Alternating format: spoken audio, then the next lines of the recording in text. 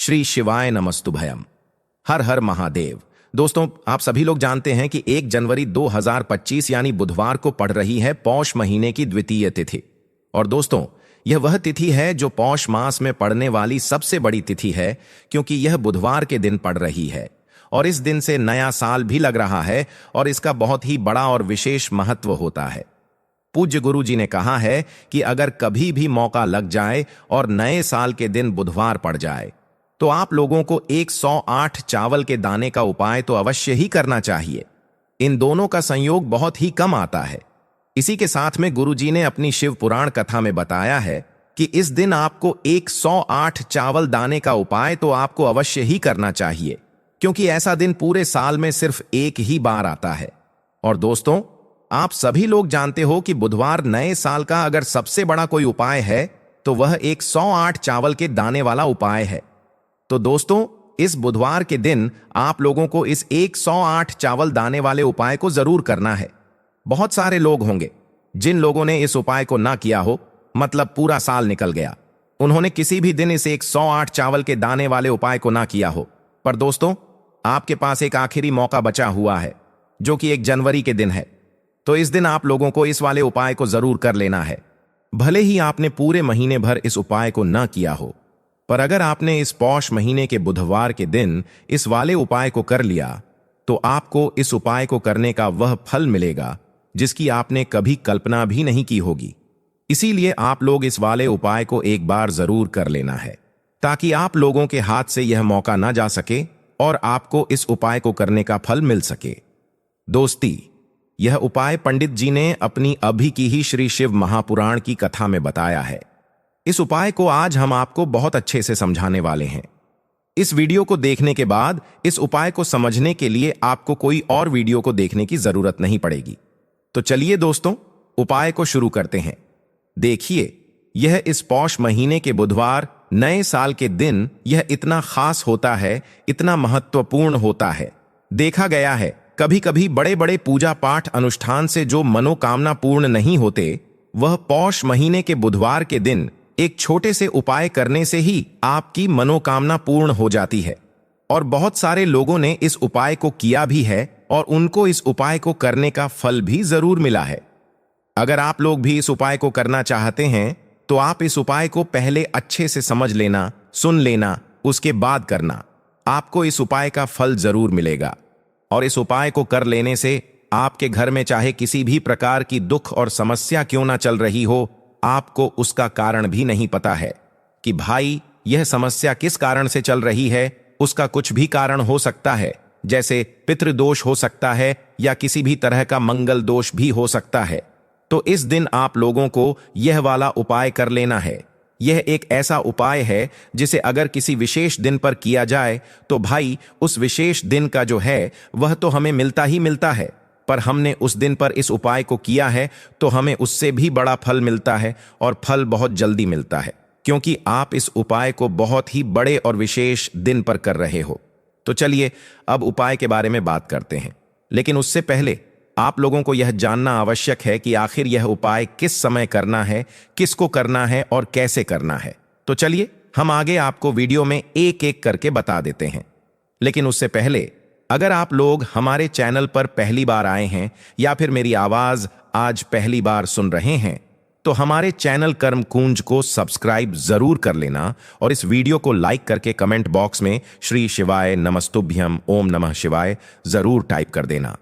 तो दोस्तों, इस 108 चावल के दाने वाले उपाय को हमें इस बुधवार नए साल के दिन कैसे करना है, किसको करना है, किस समय करना है और कहां पर करना है, ये सारे सवालों के जवाब आपको इस वीडियो में मिल जाएंगे। और जो ये वीडियो देखेगा भाई, उसको 108 चावल के दाने वाला उपाय जरूर करना चाहिए, क्योंकि इस दिन एक चावल के दाने का भी बहुत ही बड़ा और विशेष महत्व होता है। और जब बात आ जाए 108 चावल के दाने की, तो यह सोने पर सुहागा वाली बात हो जाती है और यह एक बहुत ही बड़ा उपाय हो जाता है इस बुधवार द्वितीय तिथि का। तो अब दोस्तों, इस 108 चावल के दाने वाले उपाय को आखिर करना किसको है, सबसे पहले हम लोग वह बात जान लेते हैं। तो देखो, घर की जो बड़ी माताएं बहनें होती हैं, उन माताओं बहनों में से कोई भी एक बड़ी माता बहन इस वाले उपाय को कर सकती है। और दोस्तों, अगर आप चाहें तो अपने घर में से सभी सदस्यों को भी इस उपाय को करवा सकते हैं। अगर किसी व्यक्ति की खुद की कोई मनोकामना है, खुद की कोई दुख और परेशानी है जो कि वह अपने लिए ही करना चाहता है इस वाले उपाय को, तो वह खुद अपने लिए भी कर सकता है। बाकी अगर कोई घर में से ऐसा है जो कि अपने पूरे घर परिवार की सुख और शांति के लिए यह वाला उपाय करना चाहता है, तो भाई वह भी कर सकता है। उसमें भी कोई दिक्कत वाली बात नहीं है। कहने का मतलब यह है कि इस उपाय को हर एक सदस्य भी कर सकता है और पूरे घर परिवार के सदस्य के लिए घर की बड़ी माताओं बहनों में से कोई एक माता बहन भी कर सकती है। माताएं बहनें अगर घर में उपस्थित ना हो या वह यह वाला उपाय ना कर पा रही हो, तो फिर घर का कोई बड़ा सदस्य भी इस 108 चावल के दाने वाले उपाय को कर सकता है, चाहे फिर वह पुरुष ही क्यों ना हो। उसमें कोई भी दिक्कत वाली बात नहीं है। अब दोस्तों, इस 108 चावल के दाने वाले उपाय को हमें करना कहां पर है? हमें इसे शिव जी के मंदिर में जाकर करना है। बहुत सारे लोग प्रश्न करते हैं, हर एक उपाय को करते समय क्या हम इस उपाय को घर पर कर सकते हैं? तो इस वाले उपाय को आप घर पर नहीं कर सकते। इस वाले उपाय को करने के लिए आपको शिव जी के मंदिर ही जाना पड़ेगा। उसके बाद में दोस्तों, जो अगला प्रश्न निकल कर आता है वह आता है इस उपाय को लेकर कि आखिर इस उपाय को हमें किस समय करना है, सुबह के समय करना है कि शाम के समय करना है? तो देखो, इस वाले उपाय को आप लोग सुबह के समय भी कर सकते हो और शाम के समय प्रदोष काल में भी कर सकते हो। अब अगर आप पूछो कि भाई सबसे उत्तम समय कौन सा रहेगा इस 108 चावल के दाने वाले उपाय को करने का, तो हम आपसे बस यही कहेंगे कि इस उपाय को आप सुबह के समय करेंगे तो ज्यादा बेहतर होगा। बाकी अगर प्रदोष काल शाम के समय भी करेंगे तो भी अच्छा होगा, उसमें कोई भी दिक्कत वाली बात नहीं है। तो अब दोस्तों, जो अगली सबसे बड़ी और महत्वपूर्ण बात आती है वह यह आती है कि सुबह अगर हम उपाय को करेंगे तो हमें कितने बजे से लेकर कितने बजे तक के बीच में करना है, और शाम के समय प्रदोष काल में करेंगे तो हमें कितने बजे से लेकर कितने बजे के बीच में करना है। तो देखो, सुबह जितनी जल्दी हो सके आप उपाय को करने की कोशिश करना। बाकी अगर किसी कारणवश लेट भी हो जाओ, थोड़ी देर भी हो जाए, तो 10 या 11 बजे तक भी आप उपाय कर लेना, पर 12 बजे से ज्यादा देरी ना हो। ठीक है, इस बात का ध्यान रखना। उसके बाद में दोस्तों, अगर शाम के समय प्रदोष काल की बात करें, प्रदोष काल का जो समय होता है वह शाम के 6 बजे से शुरू हो जाता है। मतलब शाम के 6 बजे से लेकर 7 बजे के बीच का जो समय होता है, यह समय प्रदोष काल का समय होता है। पर अभी जो मौसम चल रहा है, इस मौसम में जो है शाम बहुत देरी से होती है, तो आप इस उपाय को 7 बजे या 8 बजे के बीच में भी कर सकते हो। मतलब शाम के 6 बजे से रात 8 बजे के बीच में आप कभी भी इस वाले उपाय को कर सकते हो, उसमें कोई भी दिक्कत वाली बात नहीं है।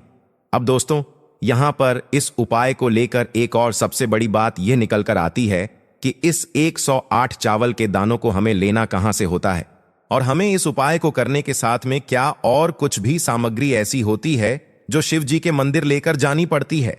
तो देखो, यहां पर हम आपको बता दें, सबसे पहले आप लोग यह जान लो कि यह जो 108 चावल के दाने वाला उपाय है, सिर्फ और सिर्फ आप उपाय की सामग्री लेकर कभी भी शिव जी के मंदिर मत जाना, क्योंकि हमें भगवान के सामने यह नहीं दर्शाना है कि अगर हम भगवान शिव जी के मंदिर आए हैं तो अपने फायदे के लिए आए हैं। तो इसलिए जो भी पूजन सामग्री है, उपाय सामग्री है, 108 चावल के दाने, इसके साथ में आपको पूजन सामग्री भी जरूर लेकर जाना है। देखो, अगर सुबह के समय उपाय कर रहे हो तो सीधी सी बात है, 1 लोटा जल तो आप लेकर जाओगे ही जाओगे। वही 1 लोटा जल अगर मिट्टी का जल हो तो बहुत अच्छा रहेगा। मिट्टी का जल कैसे बनाया जाता है, इसके लिए हमने पहले से बहुत सारी वीडियोस बना दी हैं। आपके पास इस दिन एक आखिरी मौका रहेगा मिट्टी का जल शिव जी पर चढ़ाने का और उपाय को करने का। बहुत बड़ा आपको इस दिन फल मिलेगा। तो इसलिए इस दिन हो सके तो भाई मिट्टी का जल चढ़ाना तो अपने साथ में कम से कम 1 लोटा जल तो आपको लेकर जाना ही जाना है। अगर मिट्टी का जल नहीं है तो घर का जल भी आप इस्तेमाल कर सकते हो। इसके अलावा जो भी पूजन सामग्री है, देखो 108 चावल के दाने, यह अलग आपके रहेंगे, और जो आपकी पूजन सामग्री रहेगी वह अलग रहेगी। पूजन सामग्री में आप जो भी चीज लेकर जाना चाहे वह लेकर जा सकते हैं, उसमें कोई भी दिक्कत वाली बात नहीं है।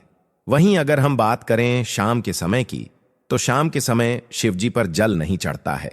इसीलिए शाम के समय आप लोग एक दीपक तैयार कर लें जो कि गोल बत्ती का, आटे का, शुद्ध देसी गाय का घी का होगा, है ना। इस बात का आप लोगों को ध्यान रखना है और इस दीपक को आपको घर से जलाकर नहीं लेकर जाना है, भगवान शिव जी के मंदिर में जाकर ही जलाना है। इस बात का भी आप लोगों को ध्यान रखना है। अब दोस्तों, यहां पर हमें इस बात को समझना है कि यह 108 चावल के दाने हमें लेना कहां से है। क्या हमें दुकान से लेकर आना है या हमें अपने घर से लेना है या कहां से लेकर आना है और कौन से चावल लेना है, क्योंकि चावल भी बहुत प्रकार के होते हैं।